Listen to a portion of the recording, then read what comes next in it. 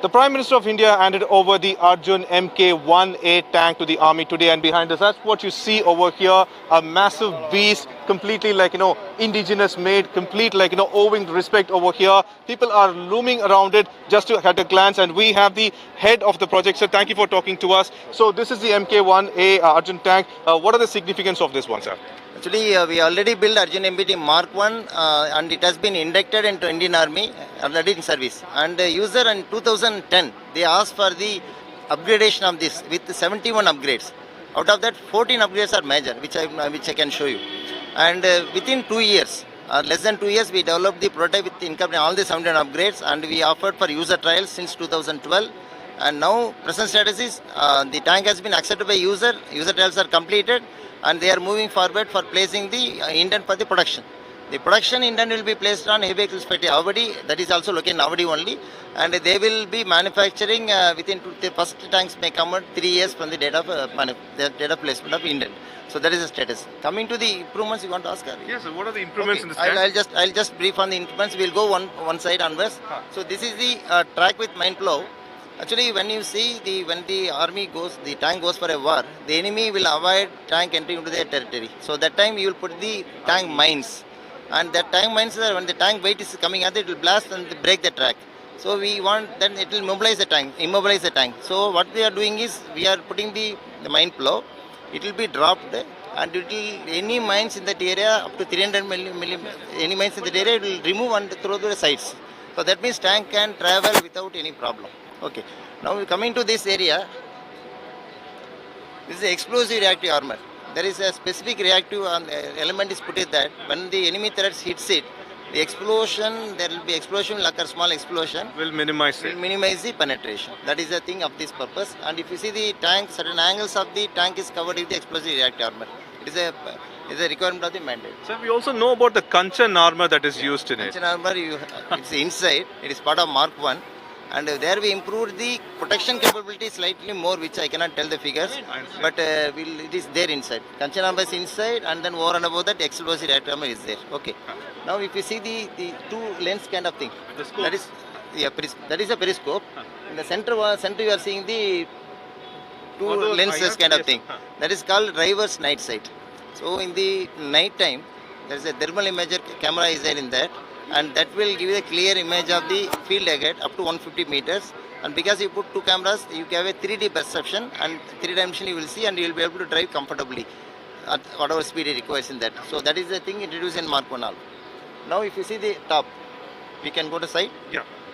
And what about this main gun, sir? I'll tell you. Main gun is sitting in that closed door, and that is already GMS is there.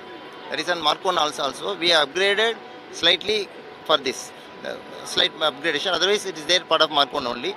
So this will be able to see up to 5 kilometers easily, and whatever ammunition you have fired from the gun, it will be having a range of around 2 kilometers. So that means any tank in 2 kilometers, it can engage and kill it. So there are different types of ammunition, which is we are seeing model, but we will not go to that story on that. Okay. So we are seeing APDFS and HESH shells over here. But our one major question which tank heads across the world are asking is that why is it an Arjun tank is using a rifle bore gun? That is a fantastic question. Nobody will be able to give a right answer to you. But the thing is, because of the spiraling effect, the accuracy spinning happens, and because of spinning you will have a better accuracy. That is in of HESH.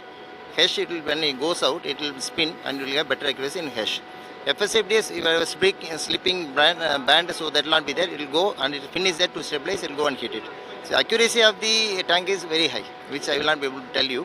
But it is a potentially very highly accurate platform, and it can able to engage it and kill the enemy maybe in higher percentage. Because I want to avoid. What other specifications are great? And if you are just seeing the top, you are having big one, the gun mounted. Yes. That is called a remote control weapon station. In Arjun MBT Mark 1, we had a gun mounted on a cupola which will be rotating. To fire from that, the loader, the crew has to come out and engage. That means he is at a risk.